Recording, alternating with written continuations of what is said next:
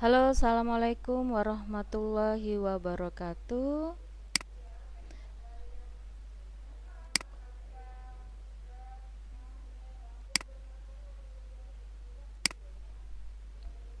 Halo, assalamualaikum warahmatullahi wabarakatuh. Hi, awesome students, wherever you are. How is your life? I hope all of you are happy and fine today.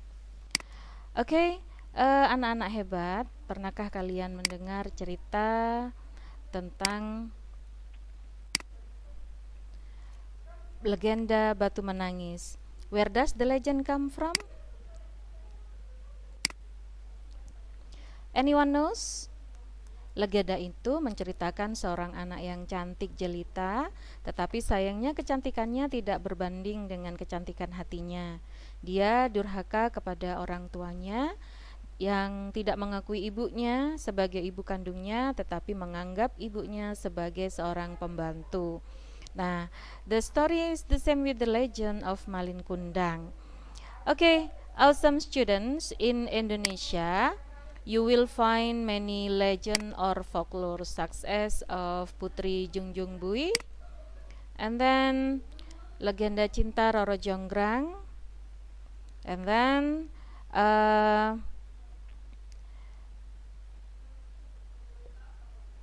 Malin Kundang, and also the legend of Situ Bagendit. Situ Bagendit is the story of the woman yang kaya tetapi sayangnya dia pelit dan kikir kepada orang-orang yang membutuhkan.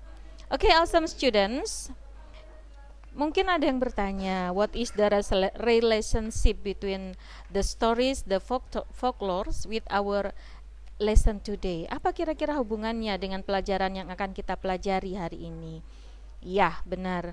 Pada pertemuan kali ini kita akan belajar tentang naratif teks. Dan di akhir pembelajaran nanti, anak-anak diharapkan bisa mengidentifikasi jenis suatu teks itu apakah masuk ke dalam naratif teks. Kemudian kalian diharapkan bisa menyebutkan tujuan komunikasi dari naratif teks. Berikut juga kalian diharapkan untuk bisa menyebutkan susunan teks atau generic structure dari naratif teks. Ciri-cirinya juga diharapkan kalian bisa menyebutkan, dan di akhir nanti kalian diharapkan bisa mencari informasi yang terkait dengan bacaan. Termasuk juga kalau di naratif teks itu kalian tentang nilai moral atau pelajaran yang kita bisa ambil dari naratif teks. Okay, awesome students. Narrative text is a kind of text which tells about an imaginative story chronologically. Jadi menceritakan satu jenis teks yang menceritakan tentang suatu cerita hayal, cerita imajinasi yang diceritakan secara chronological. Dan untuk tujuan komunikasinya, apapun itu tujuan komunikasinya, di naratif teks tujuannya adalah untuk menghibur atau menyenangkan pembaca. Anak-anak hebat, di sekeliling kita itu banyak macamnya naratif teks seperti fairy tale, mystery, science fiction, romance, fable, myth and legend, and history. Now come to the characteristic of narrative text. Ciri-ciri dari naratif teks itu yang utama adalah naratif teks itu menggunakan kata kerja bentuk kedua atau kata kerja bentuk past tense. Mengapa seperti itu? Karena dianggap semua cerita yang ada di naratif teks itu berbentuk atau telah selesai dilakukan. Jadi semua kata kerja dalam naratif teks itu menggunakan simple past tense. Yang kedua itu menggunakan personal pronouns, terus menggunakan kata sifat, dan menggunakan conjunction. Well, sekarang kita ke generic structure dalam naratif teks. Ada berapa macam generic structure-nya? Generic structure pertama adalah orientation. orientation pada bagian ini disebut juga bagian introduction, itu menceritakan tentang karakternya, siapa saja karakter yang ada dalam cerita.